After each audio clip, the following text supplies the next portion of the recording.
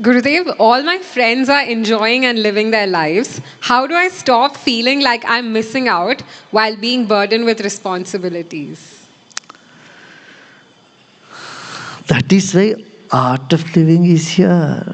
Sadhana is to make you feel empowered in any situation and and bring you the ability to be able to smile and to be happy in all circumstances, come what may. There are so many levels of programs. Follow every one of them. Don't think you do basic course once and said, oh, I have done it. No, happiness program should be repeated couple of times. Similarly, advanced course, many people think, oh, I have done once, oh, I know it, done. That is the most dangerous thing. When you think you know it, once you do meditation and think, oh, I have done it, I know it. No, every time you do, it is something new. And you explore deeper and higher and greater. Yeah, so we must repeat it. It's almost like you can't say, I have eaten food once last month and that's enough. No. Like food you have to eat every day. In the same way, sadhana also and knowledge also, you must keep listening to it again and again. Reading Gita once is not enough. You read it second, third, fourth, fifth time, something else comes out of it. Ashtavakra Gita has spoken 33 lessons.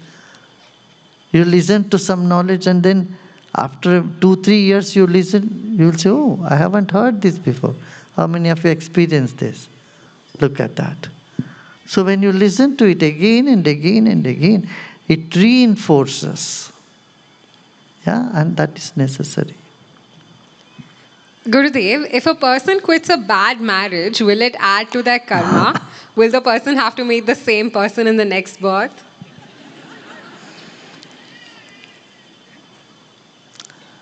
Listen, don't worry about the karma.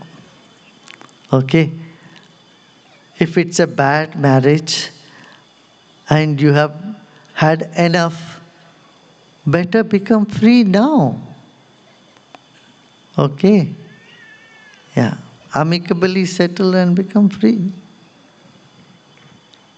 Better to move away from a toxic relationship, provided you have given enough time for it. You have seen it, you have given enough chance for the people to change and have not changed, then it is better to move on. Gurudev, could you please explain the 4 types of yagyas, dravya, tapo, yoga, and jnana, and how are they relevant to the modern world? Yes, Dravya Yajna is the yajna you do with all materials, with herbs, 108 different type of herbs, and 108 different type of grains and flowers, all that is being done here in the ashrams and elsewhere. This is all Dravya Yajna. And sharing meal with everybody is Dravya Yajna. And Tapo Yajna is forbearing. You find something is difficult, but you know it is good and still you're doing it. That is Tapo Yajna. Don't run away in the middle of something because you didn't like it.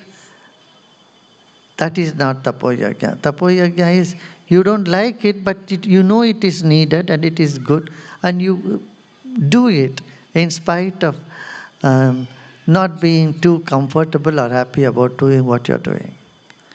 This is tapas. And life poses many incidents of tapas for you. That is necessary. Suppose you have a driver and you had a job, you had to give him job late in the evening, late in night, early in the morning, and you have to do that for some time. Maybe there is a wedding at home or you are doing a housewarming, you have to do these things and the driver is needed, or there is an election campaign, you have to go. Suppose the driver thinks only in those days and says, no, I can't do this, and leaves the job. What will happen to you? Will the driver get job anywhere else?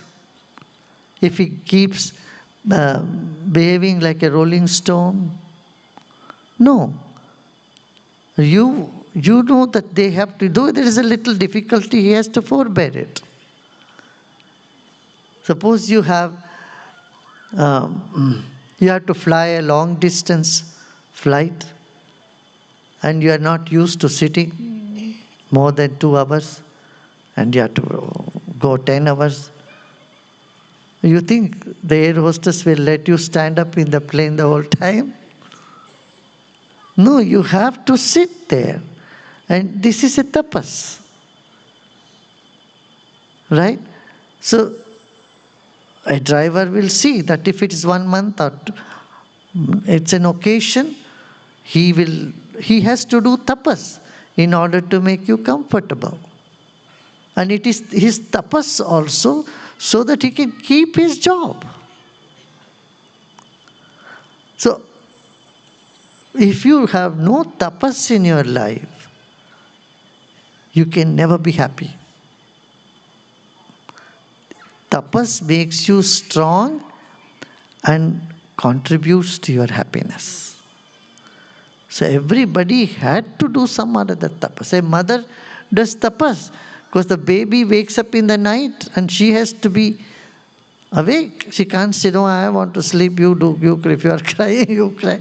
She can't do that. She can't afford to do that. She will have to keep only one eye open, always keep in sight of what's happening to the baby. And those 3, 4, 5 months, maybe 1 year is big tapas for the mother, isn't it? Or she has to lose her sleep. And so letting go of convenience for some greater good is tapas. At the same way, just going beyond your comfort zone is tapas. And nature compels you to go beyond your comfort zone, step beyond your comfort zone. You need to do it. But you don't need to overdo it again. There are people who overdo tapas. That means they torture themselves like anything. That's no good. If a driver has to do the same job for a whole year, he will break down. He need not do that. But if it's just a period of time, he would endure that. Right? Yeah. Gurudev, people often behave in a hypocritical way. To instruct others, they have one set of principles but don't follow it themselves. What to do in a case where, as a teacher, I have to teach something but can't follow it personally? Listen, you are also progressing. And you are teaching something to others, so they can also progress. Yeah? Whenever you break the rules, laws, you get suffering. But there is nothing wrong in telling others, look, this is the rule, you should follow this. If you follow this, you will be much happier. What is wrong? You can do that. Got it? So don't have to feel guilty about it. And when you are teaching, saying every day, it helps you also to follow what you teach. Because you are keep making that vritti in your own mind.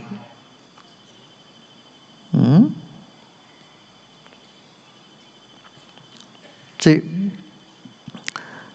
a couple used to come here in the ashram in the old days with their children, and I used to address that man, the husband, oh, you are so good, so generous, you are so kind.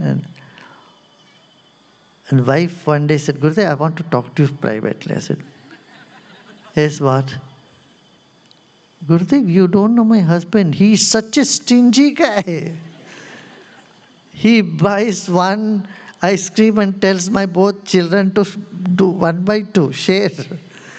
He is so stingy, he doesn't spend. You are telling me you're so generous. I told her, I know. That's why I tell him you're generous. So that if you simply keep telling someone you are wrong, you are wrong, you are wrong, in the same way, if you keep blaming yourself that you are not following, you are not accepting people, you are getting annoyed all the time, you are giving license to yourself to continue doing that. Yeah, once or twice you may also lose your temper, but look back and see, haven't you improved in your own journey? You have. So you don't have to emphasize 100% perfect, too much perfection in you. Neither you need to emphasize too much perfection in others. And have patience. You're also growing, and as you move forward, some are much lagging behind than you. So you keep showing them, look, I am walking this way, you also come along this. See, I have to reach that goal. I am about to reach it, but you can follow me. No. That this is what you can tell them. Yeah? So don't have to feel guilty about it. Go deeper into knowledge, and you will see one day you will come out without any of these things, feeling, oh, I haven't done. It becomes very part of your nature. It's so spontaneous, automatic. Knowledge becomes your life. You and knowledge, there will be no separation. Until that day, you continue doing. Yeah? Don't declare yourself as a guru till that day. You are a teacher. And if you have become so perfect, then you can declare yourself, I'm guru. Listen what I'm saying. Yeah, okay. That's enough for today.